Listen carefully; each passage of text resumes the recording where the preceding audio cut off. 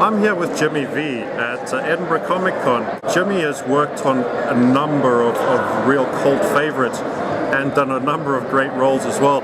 So it was just to speak to him a little bit about that and get some impressions of that. Jimmy, first of all, thanks very much for speaking to us. As I said, you've worked on a lot of cult favourites, including Harry Potter and Doctor Who.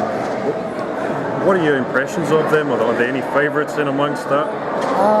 Well, basically the Doctor Who, when it started way back, 10 years, 12 years now, isn't it? Since Chris Eccleston, I just seem to have, every year, took on a new role, you know what I mean? Yeah. I've been there, almost every episode, worked with every Doctor that's been there since Chris, Dave Tennant, Matt, and now Peter Capaldi. You actually got to be engaged to Kylie Minogue in Doctor Who. Yes. How was that and working alongside her as well? Alongside Kelly was fantastic. I mean, she had a great sense of humour and we could laugh and joke and get on with each other, no problem. The part where we got engaged, well, that became a national media because that was used as all the storylines in the paper. Jimmy gets engaged to Kylie. But on the hand, we know what it was, but outsiders, it's unbelievable how many thought it was a real thing. You know, that came up and actually asked you, so how's Kelly, what's happening? No, they actually thought we did get engaged to each other. I suppose there's a lot worse rumours that could be going around about you. There's definitely a lot worse than what Did you get some good mileage out of that particular rumour? Well, it went on. In fact, to this day, some of it still goes on. You know, you get the odd one that will come up to you and say, "How's Kelly?" Fantastic. Right, oh, she's fine, she's in the house cooking. You know. Right. Going back to working with Peter Capaldi as well, he was quite well known for another role, which is fairly foul-mouthed.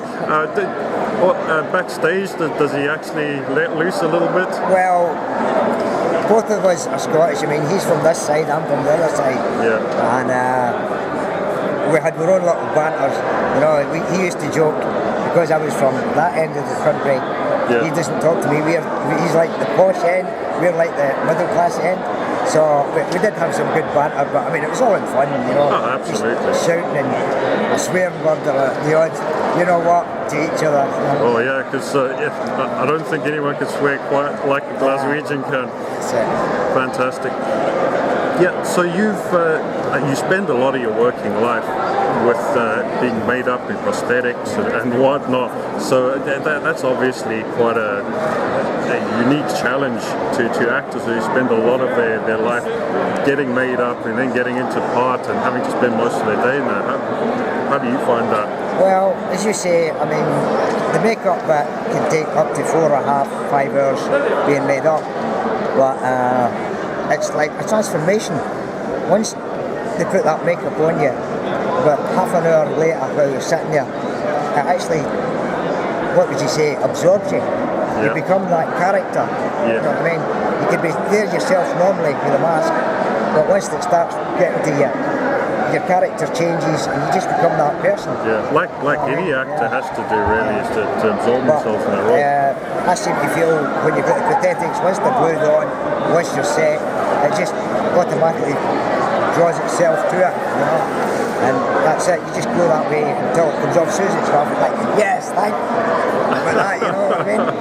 Do you find the prosthetics ever a barrier to you? Are you quite comfortable with it now? I'm quite comfortable with them. There is a lot of people that say, well, an hour and I'll have to get this off, an hour, 2 hours, you know, I need this, I need that.